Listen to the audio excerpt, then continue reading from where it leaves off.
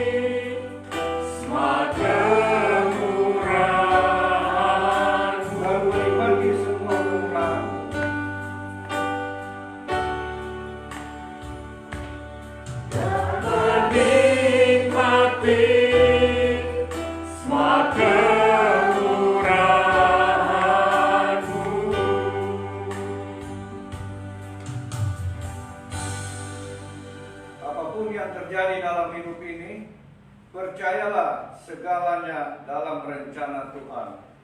Yakinlah akan selalu indah pada akhirnya, dan kita semua boleh merasakan kasih sayang Tuhan dan pertolongannya, sehingga di saat selalu nyata dan pastikan Tuhan akan menjaga dan menolong kita semua. Untuk itu mari kita bangkit berdiri. Kita pujikan dengan pujian, ku tahu Tuhan pasti buka jalan.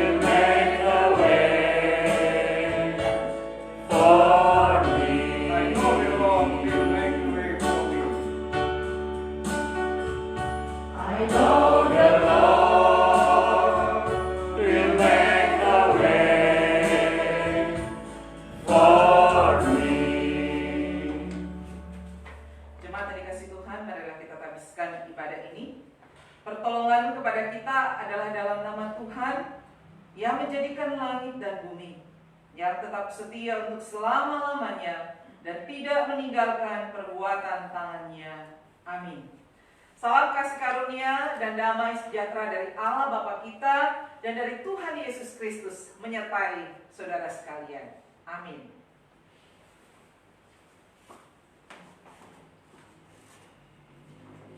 Kita semua tetap berdiri dan mari kita terus memuji Tuhan dengan sukacita sambil bertepuk tangan. Kita pujikan dengan pujian yang pertama, hari lepas hari bertambah indahnya, dan pujian yang kedua, hati yang gembira adalah Allah.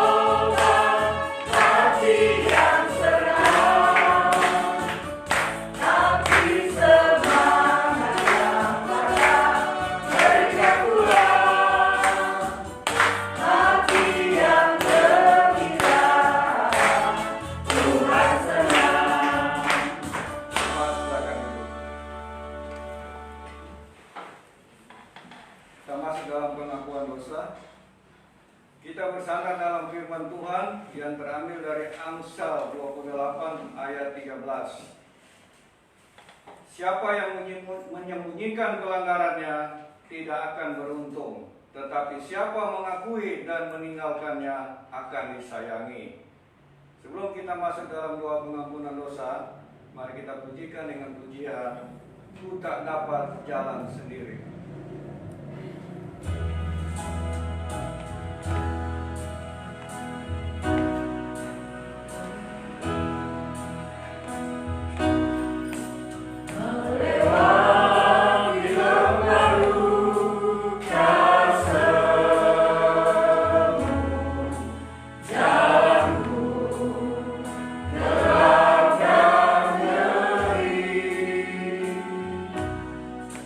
Tuhan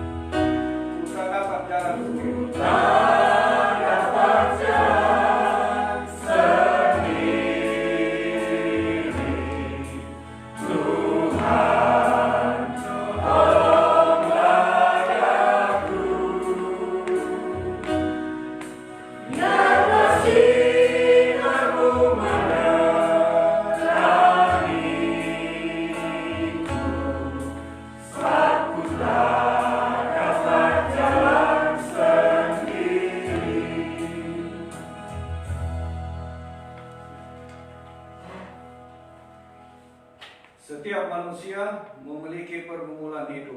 Tidak seorang pun luput dari masalah dan tidak seorang pun tahu apa yang akan terjadi di hari esok. Oleh karena itu mari kita semua sama-sama tunduk kepala. Kita akan mengakui dosa dan kesalahan kita dan kita membawa persoalan hidup kita agar diberikan pengampunan dan jawaban.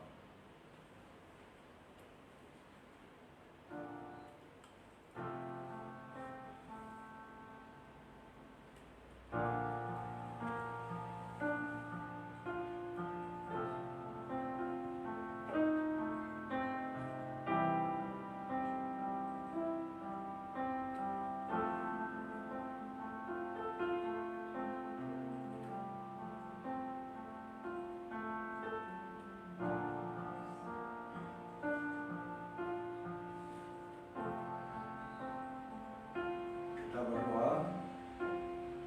Bapa, inilah kami, anak-anak-Mu datang merendahkan diri di hadapan-Mu, mengaku dosa-dosa kami, mengaku tidak hidup menurut teladan dan kehendak-Mu, mengaku kurang mensyukuri penderitaan dan pengorbanan-Mu yang menebus dan membebaskan kami dari dosa dan maut.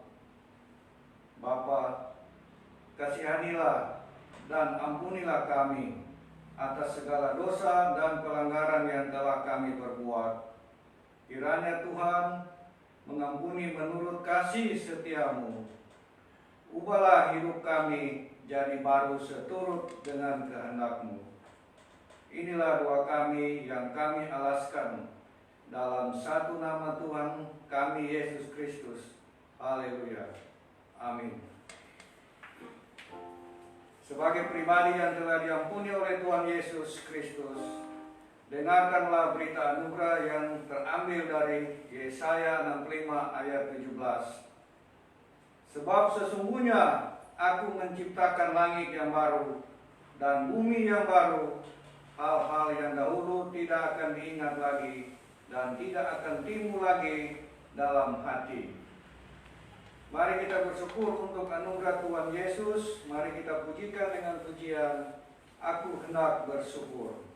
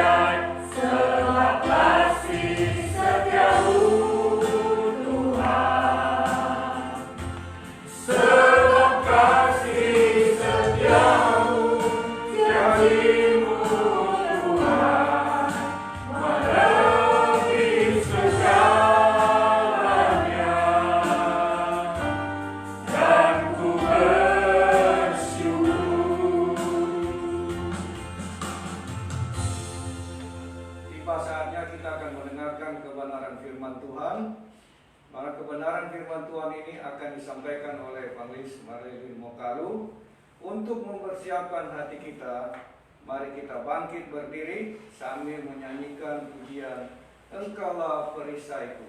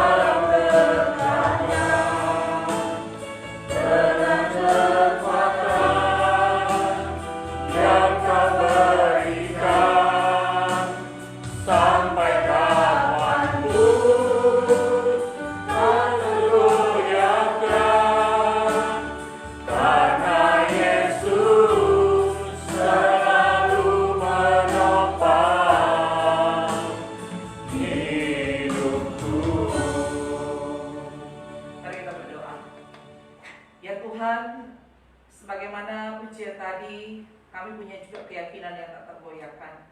Kami berdiri karena Tuhan yang menopang kami. Kami menjadi kuat karena Tuhanlah kekuatan kami. Ada firman-Mu Tuhan yang terus memberikan kami kekuatan, pengharapan, penghiburan untuk tetap kuat melangkah pasti di tengah-tengah dunia ini yang sudah penuh dengan kekacauan oleh karena dosa, pelanggaran manusia. Tuhan, teguhkan kami dengan firman-Mu yang akan kami baca renungkan di pagi hari ini, sehingga kami boleh menjadi anak-anak Tuhan yang punya iman yang kokoh, bertumbuh dan berbuah bagi nama Tuhan. Pimpin kami semua, pimpin hamba-Mu Tuhan, untuk boleh menyampaikan firman-Mu. Di dalam nama Yesus Kristus kami berdoa. Amin. Silakan duduk.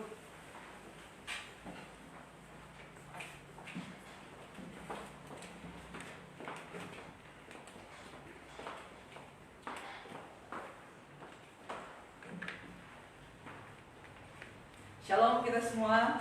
Shalom. Ya, puji Tuhan. Kita sudah masuk di bulan Oktober. Bulan yang kita kenal sebagai bulan reformasi. Ya, kita bersyukur oleh karena ada orang-orang yang mau berjuang. Galatia 1 ayat 6 hingga ayat yang ke-10.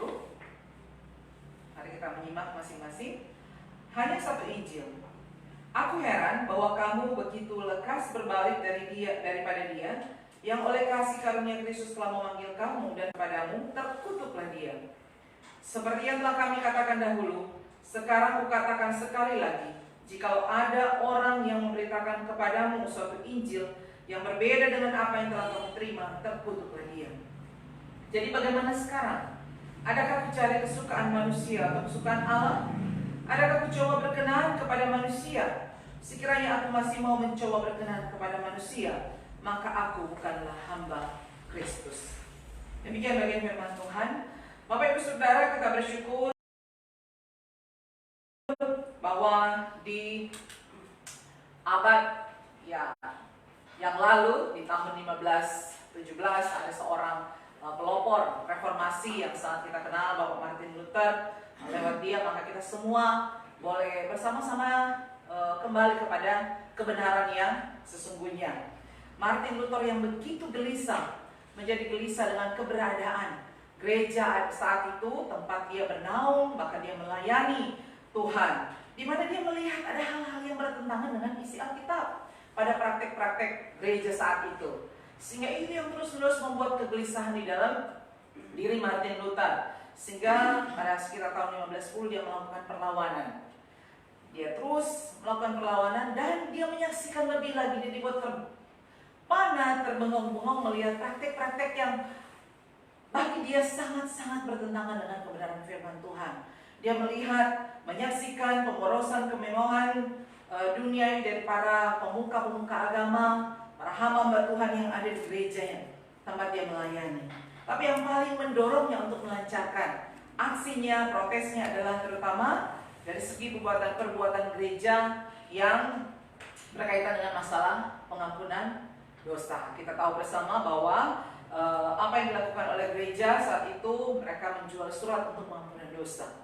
Jadi ketika orang-orang merasa bahwa dia sudah membeli surat pengampunan dosa, ya bebas berbuat dosa lagi karena dia merasa bahwa dia sudah bebas dari dosa, sehingga tidak ada lagi yang mengganjal, tidak ada utang lagi, karena sudah dibebaskan oleh apa? Surat pembebasan dosa. Sehingga pada tanggal 31 Oktober tahun 1517 yang kita kenal dengan Hari Reformasi, ya kan? Di saat itu Martin Luther menempelkan poster di depan pintu gerbang Wittenberg yang berisi 95 dalil. 95 dalil yang diantaranya melabrak kemewahan gereja, bahkan secara umum sikap-sikap yang bertentangan dengan ajaran firman Tuhan. Bahkan perkembangannya begitu cepat. Ya, dalil itu dicetak dan disebarluaskan kemana-mana. Pada akhirnya ruang lingkup konteks daripada Martin Luther itu menyebar begitu cepat, menyebar luas, dan kita tahu bagaimana akibatnya, ya kan? Bagaimana akibat yang harus diterima oleh Martin Luther, di mana juga dia mengingkari akan kekuasaan Paulus dewan gereja. Dan Martin Luther menegaskan bahwa dia hanya tunduk pada Injil Kristus. Dan kita tahu mereka pasti tidak senang, sehingga dia dipanggil dan di dalam adu pendapat, adu argumen, pada akhirnya keluar perintah bahwa Martin Luther itu dianggap murtad oleh gereja saat itu dan dinyatakan bersalah, dan lewat persidangan Dewan Gereja dia dikucilkan dan dia dilarang untuk menulis, dan tulisan-tulisannya dilarang untuk beredar lagi, atau buku-bukunya dilarang untuk beredar lagi. Tapi Bapak Ibu Saudara, siapa yang bisa menahan pekerjaan Tuhan dalam hambanya? Ya kan, siapa yang bisa menahan? Manusia boleh menahan, manusia boleh memutarbalikkan. Tetapi kita tahu Martin Luther lewat tulisan yang luar biasa, dia begitu produktif dan dia punya pengaruh yang sangat-sangat luas, sehingga salah satu kerja kerasnya itu menerjemahkan tulisan Alkitab di dalam bahasa aslinya ke dalam bahasa Jerman, sehingga banyak orang awam yang sebenarnya tidak pernah mengerti akan Alkitab, isi Alkitab, pada akhirnya mereka bisa melewati, mereka bisa membaca dengan leluasa. Nah, kalau kita membaca surat Galatia yang kita baca tadi ini, tulisan Paulus ini sebenarnya sangat-sangat keras. Itu juga kepada jemaat yang ada di Galatia, berisi boleh kata kemarahan daripada seorang Paulus kepada jemaat yang ada di Galatia. Artinya tidak pakai pendahuluan, biasanya Paulus ini pakai pendahuluan, tetapi dia tanpa basa-basi, yang langsung mengungkapkan isi hatinya kepada jemaat ini. Artinya apa? Dia mengungkapkan ada sesuatu yang salah yang ada di tengah-tengah jemaat yang sudah dilayaninya, sudah dilayani dengan penuh kasih, pemberian dirinya, dan pada akhirnya jemaat yang dilayani, dia lihat pekerjaan atau perkembangan jemaat yang sangat baik, sampai waktunya ketika Paulus harus ke tempat lain untuk memberitakan Injil, dan dia mendengar, tidak lama setelah dia pergi dan mendengar bahwa jemaat yang ada di Galatia sudah disesatkan oleh ajaran-ajaran yang palsu. Dia mendengar, dia menulis surat karena dia mendengar ada guru-guru palsu yang menanamkan ajaran sesat kepada jemaat di Galatia. Ada Injil yang lain ternyata di tengah-tengah jemaat Galatia, dan mereka sengaja menghasut semua jemaat yang ada agar menolak ajaran kebenaran yang diajarkan oleh Paulus. Bahkan mereka mempertanyakan kerasulan Paulus. Kalau kita lihat di dalam ayat yang pertama, Paulus menekankan, dari Paulus seorang rasul bukan karena manusia, juga bukan oleh karena manusia, melainkan oleh Yesus Kristus dan Allah Bapa yang telah membangkitkan dia dari antara orang mati. Paulus menyampaikan kerasulannya karena ada yang mulai mempertanyakan kerasulannya, menghasut semua jemaat akan status kerasulan daripada seorang Paulus, dan mereka menghasut untuk menolak ajaran-ajaran daripada Paulus. Dan Paulus berkata begini, aku heran. Ada keheranan yang luar biasa dari Paulus. Aku heran bahwa kamu begitu lekas berbalik daripada dia yang oleh kasih karunia Kristus telah memanggil kamu dan mengikuti Injil yang lain. Paulus begitu heran. Jemaat yang dilayani dengan baik, yang sudah sungguh-sungguh menyerahkan hidup mereka percaya kepada Injil Kristus, tetapi pada akhirnya mereka begitu lekas berbalik untuk percaya kepada Injil yang lain. Nah, ada keheranan karena ini berhubungan dengan waktu. Boleh dikata belum begitu lama Paulus menginjili mereka, memberitakan Injil yang benar. Tapi dalam waktu yang singkat itu, mereka sudah berbalik kepada Injil yang lain. Artinya mereka berbalik. Kalau di dalam terjemahan yang lain dikatakan mereka meninggalkan Allah. Mereka meninggalkan Allah dengan mempercayai Injil yang lain. Mereka bukan hanya meninggalkan ajaran yang diberikan oleh Paulus, tapi mereka meninggalkan Allah sendiri. Di dalam ayat 6 ini memperjelas. Nah, di sini terlihat bahwa sebenarnya ajaran, ketika kita meninggalkan ajaran yang benar, maka kita seolah meninggalkan Allah yang benar dengan ajaran-ajaran yang benar. Injil yang lain dikatakan bukan Injil yang benar. Ada pengajar yang sesat yang membuat Injil yang berbeda dengan Injil yang diajarkan oleh Paulus. Artinya begini, betul, mereka mengajarkan tentang kasih karunia Allah lewat kematian Yesus Kristus, tetapi mereka masih menambahkan sesuatu, bahwa tidak hanya cukup anugerah itu, mereka harus berbuat sesuatu yang lain untuk menambahkan apa? Anugerah demi anugerah yang sudah Tuhan berikan. Lewat apa? Perbuatan-perbuatan yang baik. Artinya apa? Mereka menambahkan bahwa ketaatan kepatuhan terhadap hukum itu harus ditambahkan, hukum Taurat, bahkan tradisi budaya yang ada saat itu harus ditambahkan. Dan saya rasa bukan hanya di zaman masa Paulus itu, di masa sekarang ini pun kita menyaksikan bahwa kita orang percaya, orang Kristen yang sudah percaya kepada Kristus dan Injilnya yang menyelamatkan, kadang-kadang kita juga masih termakan dengan apa? Tradisi, budaya yang bertentangan dengan kebenaran firman Tuhan.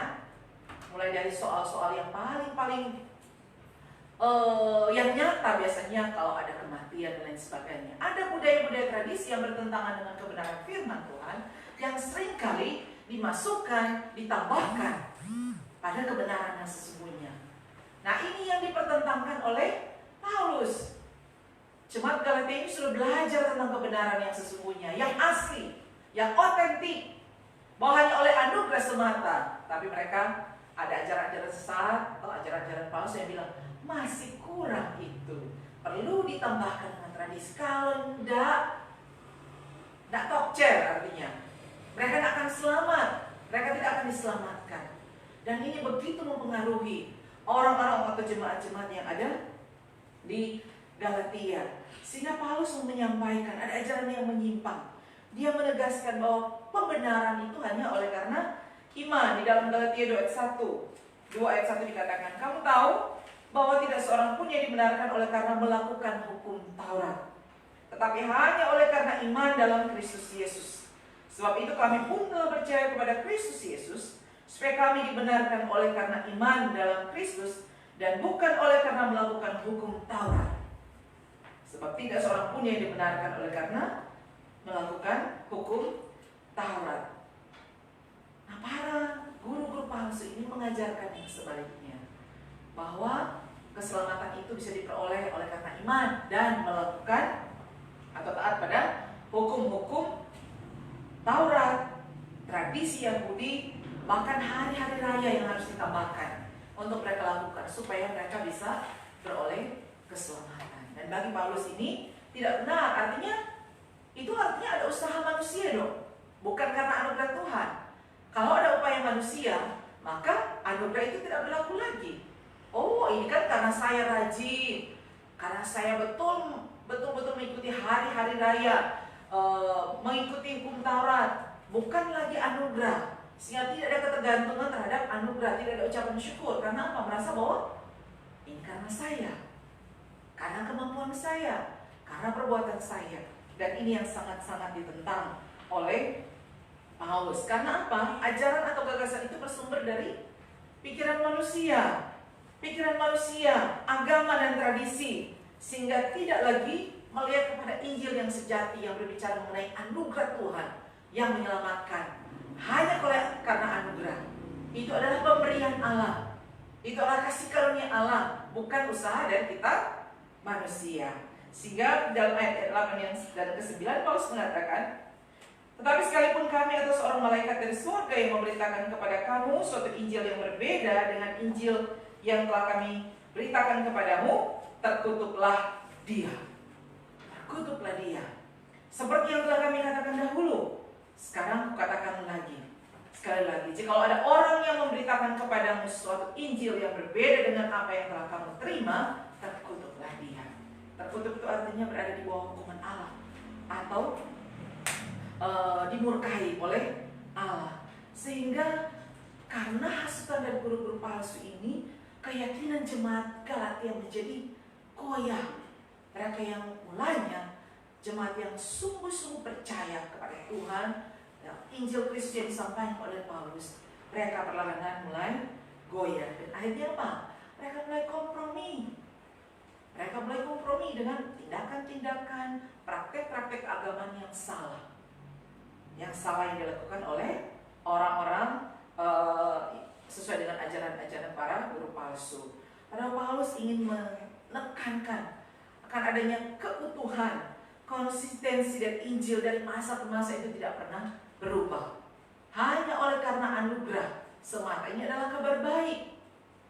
Bukan karena usaha manusia, karena walaupun kita berusaha menjungkir balik apapun, kita tidak akan bisa dibenarkan dari dosa kita. Hanya Kristus yang sanggup membenarkan kita. Dan itu adalah anugerah, hadiah yang sangat-sangat mahal sebenarnya.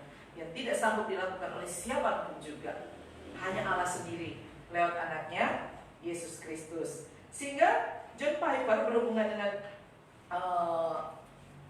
kitab Galatia ini menulis, maka tidak mengherankan bahwa kitab Galatia ini meletakkan baja di tulang belakang Martin Luther ketika dia harus melawan dunia, gereja, dan iblis atas nama otoritas tertinggi kitab suci dan atas nama kebenaran dan pembenaran oleh iman sendiri. Jadi lewat bagian ini menjadi satu kekuatan daripada Martin Luther untuk melawan tindakan-tindakan gereja, bahkan otoritas yang ada di sekeliling dia. Oh, hanya oleh karena Injil semata, kembali kepada kebenaran firman Tuhan, bukan atas praktek-praktek agamawi, maka manusia diselamatkan. Ini menjadi kekuatan bagi Martin Luther lewat bagian ini untuk berani melangkah, memberitakan, menyampaikan, melawan tindakan-tindakan yang tidak benar. Sehingga ada dua tujuan sebenarnya reformasi yang dicanangkan oleh Martin Luther. Apa yang bisa kita lihat di sini? Yang pertama, bahwa ada perlawanan terhadap ajaran yang sesat. Ada perlawanan terhadap ajaran-ajaran yang sesat. Salah satunya ini dicanangkan oleh para reformator juga bersama Martin Luther dan para reformator yang lain akan ajaran yang sesat. Artinya apa? Betul, ketika mereka mau menyatakan kebenaran, mereka dianggap bahwa apa? Mereka adalah orang-orang yang sesat, sebagaimana si Martin Luther, bahkan dia dikatakan sebagai seorang yang murtad, mengajarkan bidat yang lain karena dia melawan. Dan kelompok bidat ini atau orang-orang dimurkai ini, para reformator yang ada, mereka merasa bahwa mereka ada di posisi yang benar.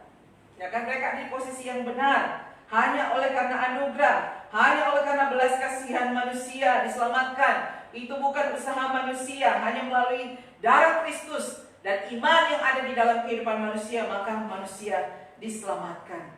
Dan inilah yang menjadi satu kekuatan, satu perlawanan daripada mereka, karena mereka punya keyakinan bahwa mereka punya ajaran yang benar, sehingga mereka menentang ketidakadilan. Ya kan? Martin Luther menentang, dia dikucilkan, bahkan dia ada di dalam pelarian. Berapa kali dia berusaha dibunuh oleh pemimpin-pemimpin gereja saat itu, oleh pemerintah. Tetapi siapakah yang bisa melawan kalau Tuhan ada? Ketika kebenaran harus dinyatakan di tengah-tengah umat manusia. Ada seorang pelopor juga pembaruan reformasi sebelum Martin Luther, tapi dia ada di satu daerah yang tidak sebesar di tempat Martin Luther, di Republik Ceko. Namanya Jan Hus atau dikenal dengan Johan Hus. Dia tampil membela kebenaran, keadilan sosial ada di bangsanya di Republik Ceko. Dan satu hal, dia melawan gereja yang tidak mampu menilai kebenaran dengan baik. Dia menentang, seperti juga Martin Luther, praktek penjualan surat pengampunan dosa. Artinya apa? Berdasarkan standar kebenaran Alkitab.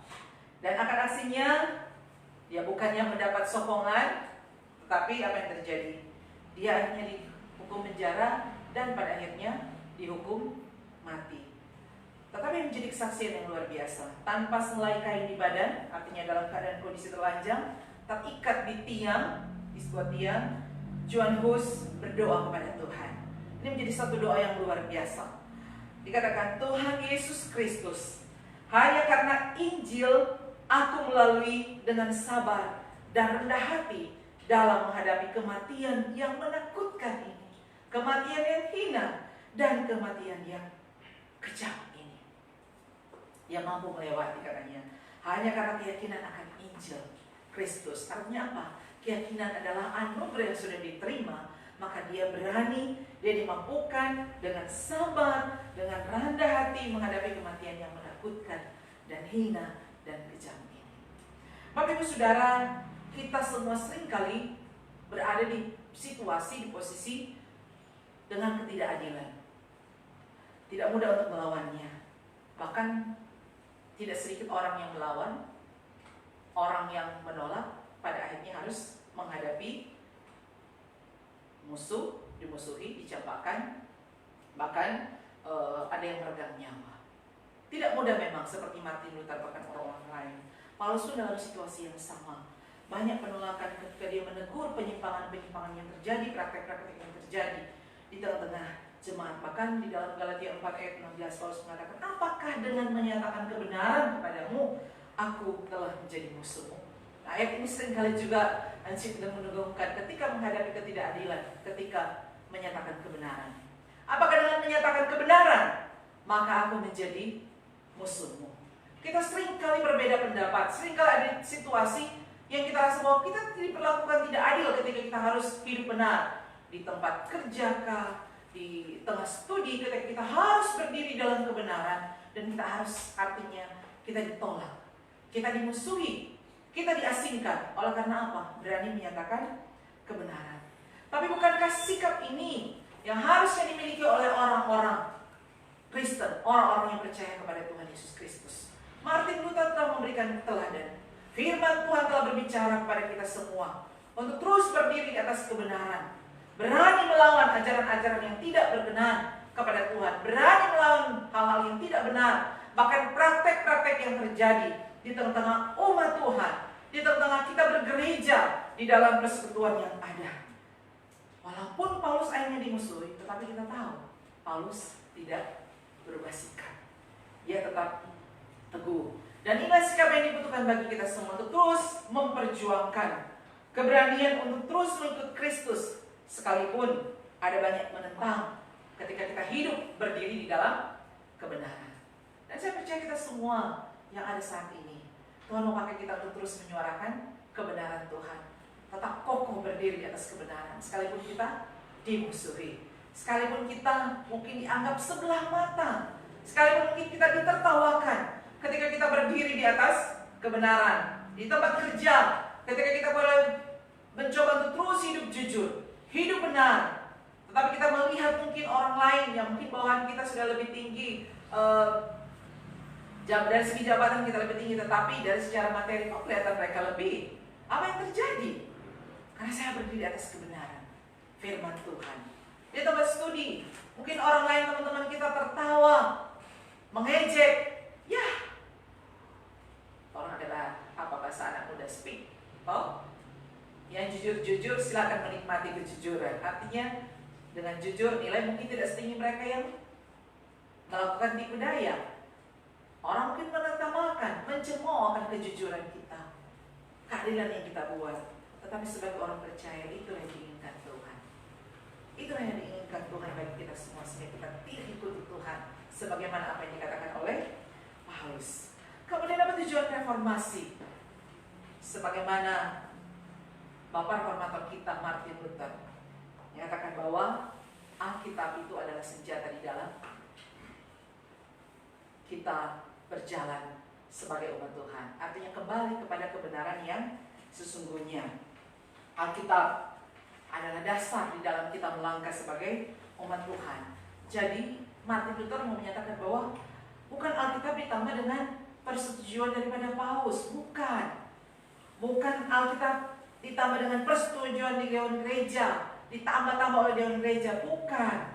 Tetapi Luther berbicara mewakili semua reformator, mengatakan, saya tidak dapat menyerahkan iman saya baik kepada Paus maupun kepada dewan gereja. Saya tidak bisa menyerahkan iman saya. Jadi salah satu cara dia berpikir bagaimana reformasi ini, pembaruan yang harus terjadi adalah dasar Alkitab itu harus menjadi dasar dari pengajaran gereja. Dasar Alkitab yang benar, bukan ditambah persetujuan dari dewan gereja oleh pemimpin-pemimpin gereja, bukan. Tapi Alkitab adalah dasar dari pengajaran gereja dan harus dibersihkan dari apa? Otoritas, kepalsuan dan lain sebagainya. Di dalamnya ada apa? Kepuasan dari orang yang berusaha menambah, mengurangkan apa yang harus ditambah dikurang, supaya apa? Sesuai dengan keinginan pribadi. Ini yang awal dan yang akhir yang terus ditekankan oleh Martin Luther. Jadi bagi dia, otoritas yang menentukan pengajaran gereja adalah Alkitab, bukan Paus, bukan konsili, bukan dewan gereja, bukan tradisi dan lain sebagainya, tetapi Alkitab. Dan inti semuanya itu adalah apa? Sekali lagi, pembenaran hanya oleh iman semata, hanya oleh iman semata. Dan ketika dia menemukan itu, ketika dia menyampaikan itu, ketika dia sudah mengadakan pembaruan, dia mengatakan, saya merasa bahwa saya sepenuhnya dilahirkan kembali. Kata Martin Luther, saya merasa bahwa saya sepenuhnya dilahirkan kembali dan telah memasuki surga itu sendiri melalui gerbang yang terbuka. Oh, betapa aku berharap kamu pun tinggal di surga itu sekarang dan saat ini. Itulah gunanya Injil. Artinya ada sukacita yang besar ketika kita percaya dan firman Tuhan, kebenaran firman Tuhan yang benar, bahwa kita ini sudah dibenarkan oleh karena darah Kristus dan karena iman kita kepada Tuhan yang percaya sungguh-sungguh bahwa Yesus satu-satunya sumber keselamatan di dalam kehidupan kita. Dan bagi Martin Luther, dia mengatakan bahwa dia seperti dilahirkan kembali dan dia seperti sudah memasuki surga yang terbuka menyambut dia. Bapak Ibu Saudara, sehingga bagaimana kita bisa betul-betul mengenali di zaman sekarang ini, ketika kita diperhadapkan dengan banyak sekali kepalsuan yang ada di depan mata kita, bagaimana kita bisa melihat atau terus berjalan di dalam keaslian yang otentik, kebenaran yang sesungguhnya sesuai dengan kebenaran firman Tuhan. Bapak Ibu Saudara, di dunia ini sudah banyak sekali yang palsu, ya kan? Banyak kepalsuan, barang palsu, merek palsu, dan lain sebagainya. Ya kan, kalau orang yang mengerti merek mungkin dia tahu, kalau mungkin bawa tas merek Hermes, orang Cina mengerti itu palsu atau tidak, ya kan? Saya tidak mengerti itu palsu atau tidak, tetapi orang yang mengerti dia tahu, oh ini palsu atau tidak. Bahkan ada beberapa di beberapa bandara katanya mereka akan mengadakan sidak bagi orang-orang yang membawa yang palsu, tas-tas merek-merek palsu. Akan mungkin ada tindakan yang dilakukan bagi orang-orang yang membawa sesuatu yang palsu. Nah, bagi kita yang tidak tahu palsu atau asli, cuma tahu ya beli aja yang murah, yang udah dibawa-bawa, kan tidak tahu mana yang palsu atau tidak. Tapi bagaimana kita menemukan sesuatu yang palsu, yang otentik ketika kita belajar kebenaran firman Tuhan? Karena di tengah-tengah dunia ini, sekali lagi seperti jemaat di Galatia yang sudah banyak sekali menerima ajaran-ajaran yang palsu yang menyatakan bahwa kebenaran itu masih harus ditambah lagi. Ya, tidak cukup hanya anugerah, tidak cukup Injil yang satu itu, tetapi harus ada lagi yang lain untuk menambahkan, bahkan mungkin mengurangkan. Bagaimana kita sebagai umat Tuhan mengerti, bagaimana kita semua betul-betul memahami Injil yang benar, sebagaimana harusnya jemaat Galatia di awal, sebelum mereka terkena kontaminasi oleh ajaran-ajaran yang palsu. Sebelum mereka menemukan, sebelum mereka terkontaminasi dengan ajaran-ajaran sesat yang ditawarkan oleh guru-guru yang palsu. Yang pasti, hal yang paling pasti kita harus belajar dari aslinya tentu saja, ya kan? Mungkin orang-orang pegawai bank itu, orang mereka paling tahu mana uang palsu dan uang yang asli ya. Mereka diajarkan tiap hari diajarkan menghitung dalam tumpukan-tumpukan uang-uang yang asli. Nah, ketika satu waktu diuji, di dalam lembaran uang-uang yang asli itu disisipkan 1-2 lembar uang yang palsu. Apa yang terjadi? Apakah mereka bisa menemukannya? Ternyata benar, mereka bisa menemukan. Artinya di dalam mereka menghitung, mereka tahu, oh ada 1-2 lembar yang palsu. Kenapa mereka bisa tahu? Karena sehari-hariannya mereka belajar yang asli, bukan belajar yang palsu. Ada orang kan, supaya tahu mana yang asli dan palsu, kita harus belajar yang palsu. Tapi harusnya belajar yang asli, firman Tuhan. Makanya kita terus-menerus didengung-dengungkan belajar firman, program Gema, baca Alkitab, supaya kita tahu mana kebenaran yang sesungguhnya. Kalau menonton beberapa film Korea, video-video Korea, dia katakan bahwa ada ceritanya, bahkan ada satu reality show Korea, ternyata banyak juga mendukung perubahan wajah, tubuh menjadi cantik. Rupanya ada satu anggapan bahwa kalau tidak cantik itu tidak lengkap. Jadi ketika orang berwajah pas-pasan, berwajah biasa-biasa saja, rasanya kok seperti bagaimana begitu. Jadi mereka berlomba-lomba, kan karena nggak tahu mana tuh orang dia itu betul nggak ada wajah asli atau tidak, ya kan? Wajahnya palsu atau tidak. Kira-kira dia menghilang mungkin beberapa bulan, kembali sudah berubah wajah, sudah menjadi wajah yang baru, wajah yang cantik, ya kan? kan, wajah yang berbeda. Mungkin suatu waktu Bu Yani beberapa waktu pergi kemana gitu kan, ke Korea, balik-balik ada Lee Min Ho di rumah keluarga Warongan, ya kan, bisa berubah. Karena apa?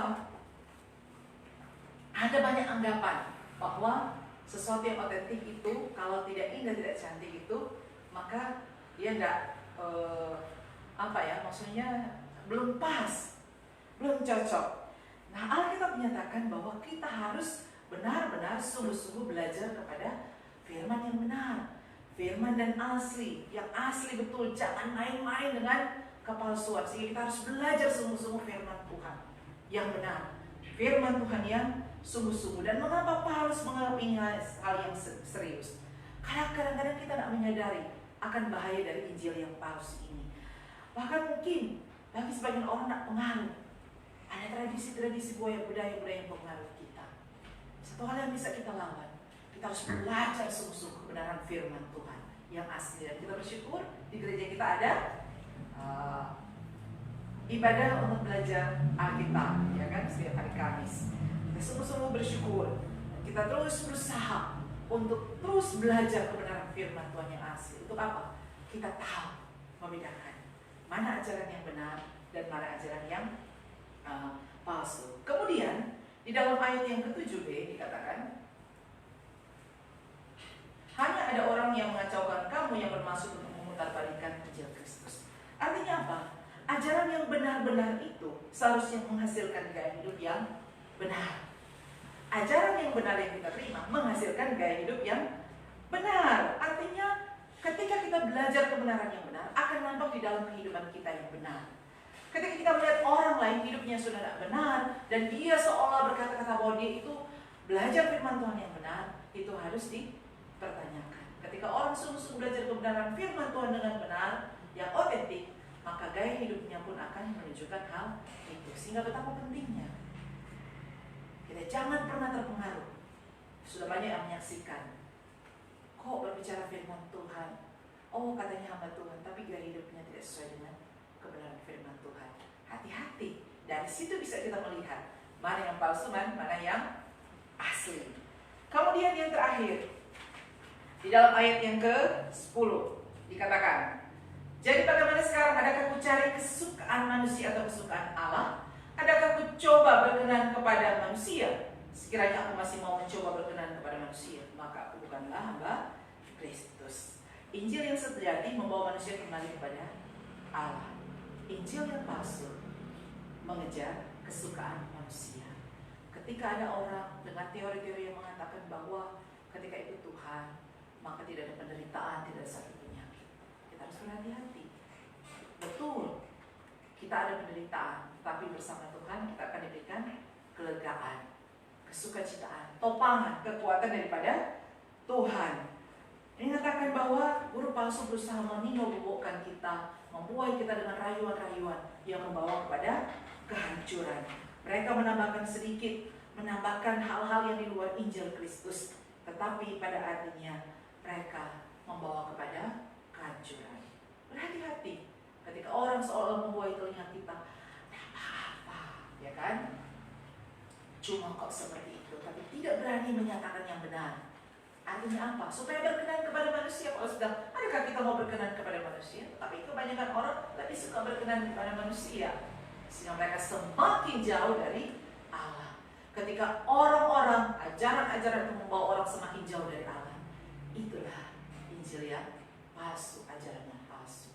Sehingga kita harus kembali lagi kepada kebenaran yang sesungguhnya.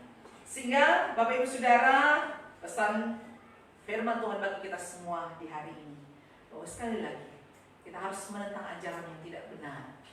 Ajaran yang tidak benar. Ada firman Tuhan yang akan memampukan kita.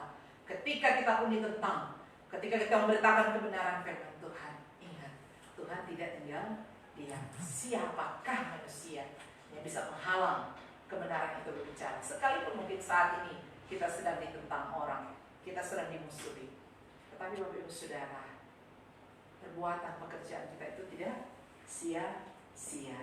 Dan yang kemudian harus kita ingat sekali lagi bahwa benar-benar kita harus percaya kepada Injil yang benar.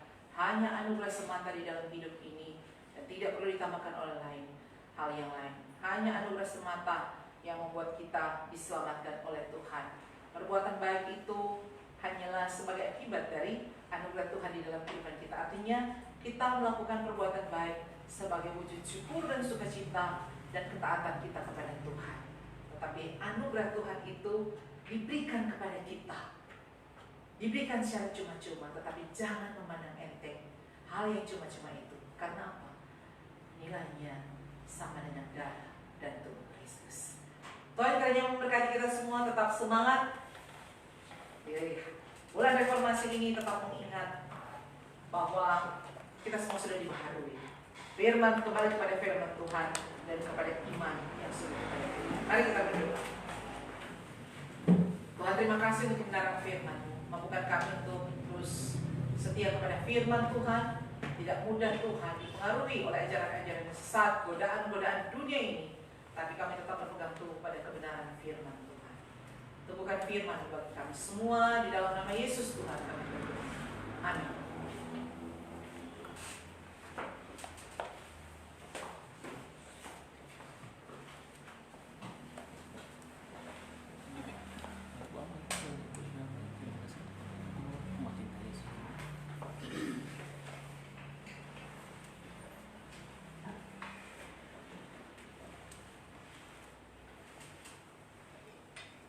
Terima kasih untuk Evangelis Murim Mukaluh yang telah menyampaikan kebenaran firman Tuhan pada pagi hari ini dan telah menguatkan hati kita. Mari kita semua bangkit berdiri bersama-sama dengan semua umat Allah di segala abad dan tempat kita menyatakan pengakuan iman rasuli. Demikian bunyinya.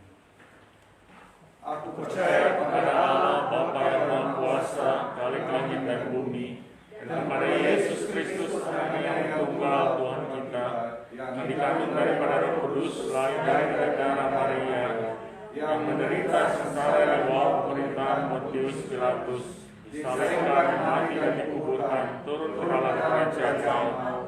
Pada hari ketiga bangkit pula dari antara orang mati, naik ke surga, duduk sebelah kanan Allah, Bapa yang Maha Kuasa, dari sana ia akan datang untuk menghakimi orang yang hidup dan yang mati. Aku percaya pada Roh Kudus, gereja Kristus bersama, persekutuan orang kudus, pengampunan dosa, kebangkitan tubuh dan hidup yang kekal. Amin. Jemaat yang dikasihi Tuhan Yesus, saat ini kita akan mendengarkan persembahan pujian dari kaum pria Agape Bitung. Silakan.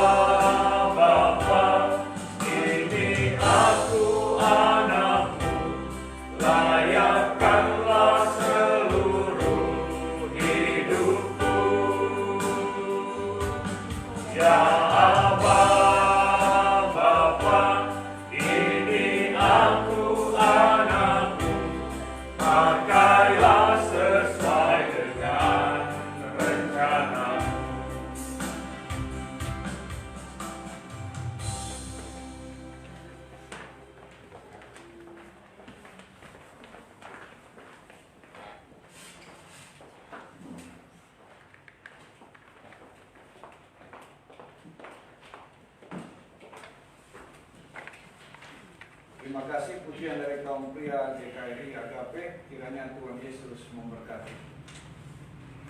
Mari kita mempersiapkan persembahan kita kepada Tuhan. Adapun firman Tuhan terambil dari Lukas 6 ayat 38. Berilah dan kamu akan diberi. Suatu takaran yang baik, yang dipadatkan, yang digoncang, dan yang tumpah keluar akan dicurahkan ke dalam limpahanmu. Sebab ukuran yang kamu pakai untuk mengukur akan diukurkan kepadamu.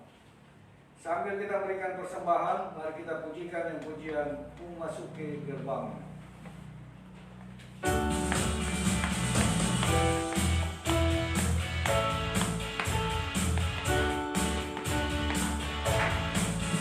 Masuki gerbangnya dengan hati bersyukur, halamannya dengan pujian.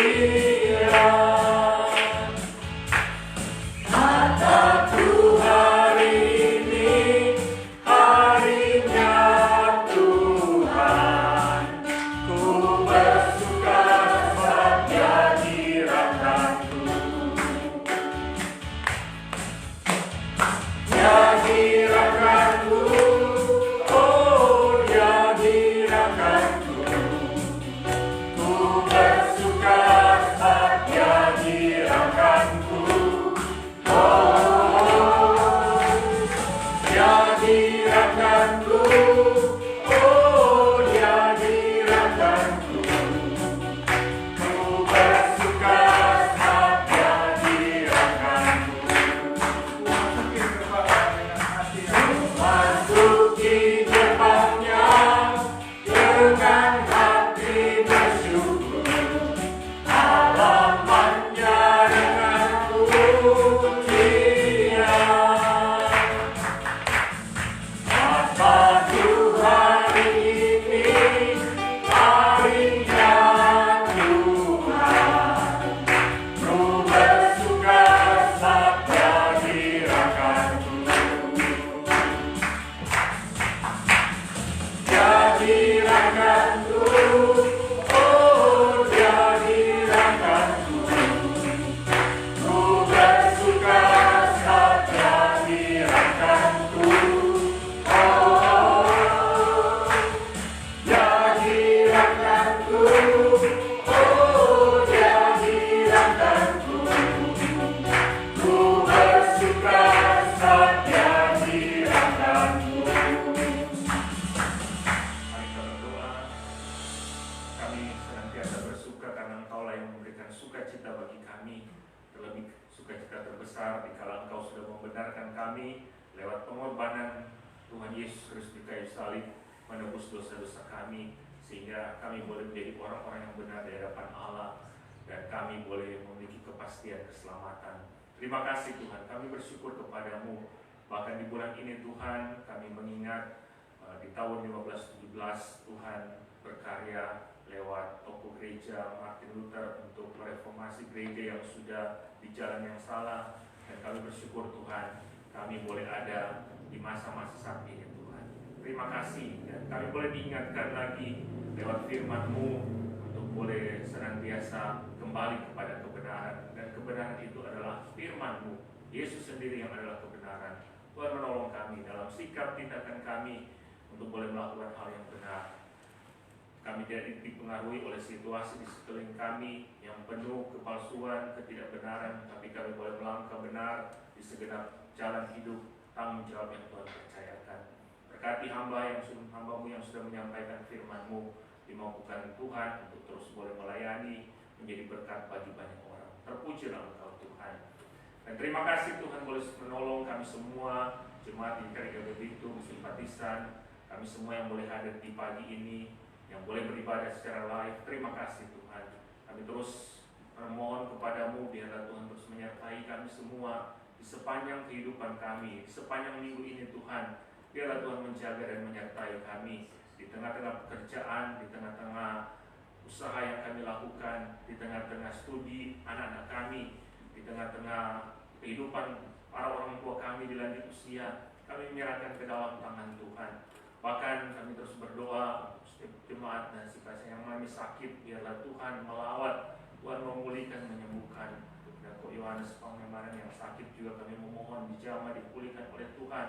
Bahkan di antara kami juga yang mengalami pergumulan, beban-beban hidup, kami memohon angkat semuanya itu Tuhan, agar benar-benar kami boleh mengalami sukacita, damai sejahtera menjalani hari-hari hidup yang Tuhan percayakan.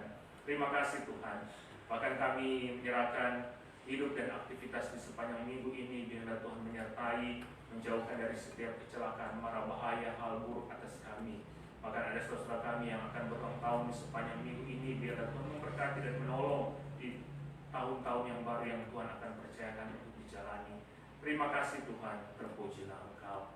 Dan kami bersatu hati terus berdoa bagi bangsa kami, biarlah Tuhan menolong bangsa dan negara Indonesia di tengah-tengah situasi pandemi ini. Biarlah Tuhan tolong. Terima kasih situasi yang semakin baik. Tapi biarlah Tuhan tolong semua kesadaran masyarakat untuk boleh menjaga bagian masing-masing di tengah-tengah kesehatannya. Kami memohon kepadamu. Pemerintah juga boleh mengatur dengan baik pemerintahan yang ada, baik di pusat, di Sulawesi Utara, di Kota Bitung ini, bahkan di kelurahan tempat gereja ini berada, bahkan di tempat kami semua tinggal Tuhan. Kami menyerahkan ke dalam tangan-Mu. Terima kasih Tuhan. Kami memohon anugerah dan belas kasih Tuhan bagi para misionaris yang sementara melayani di ladang misi, diberkati oleh Tuhan agar mereka boleh menjangkau banyak jiwa bagi Kristus. Kami semua juga Tuhan boleh memakai untuk boleh menjangkau banyak orang bagi Kristus.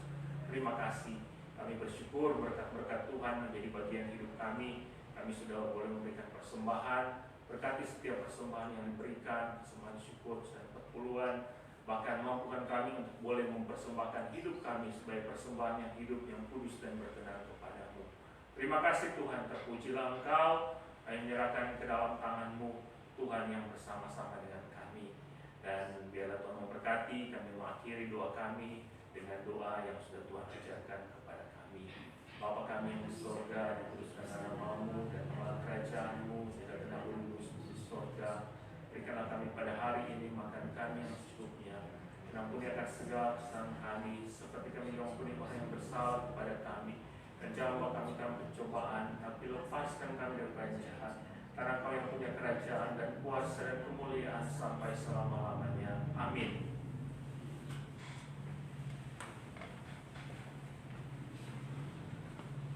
Mari kita semua bangkit berdiri. Kita akan mengakhiri ibadah ini dengan menyatakan bahwa segala pujian dan hormat dan kemuliaan hanya bagi Tuhan. Kita nyanyikan pujian dengan doksologi, doa penutup dan berkat akan disampaikan oleh pembimbing.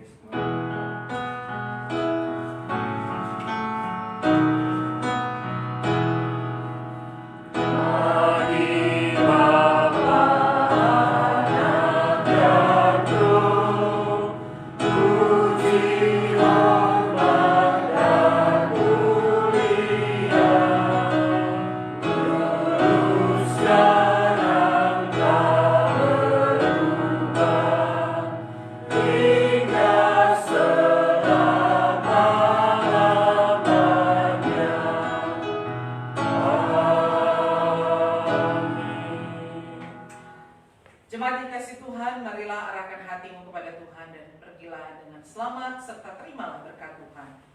Kiranya kasih karunia dan damai sejahtera dari Allah Bapa, anugerah keselamatan dari Tuhan Yesus Kristus, serta pertolongan Roh Kudus akan terus menyertai kehidupan kita sekalian, sekarang ini sampai selama-lamanya. Amin.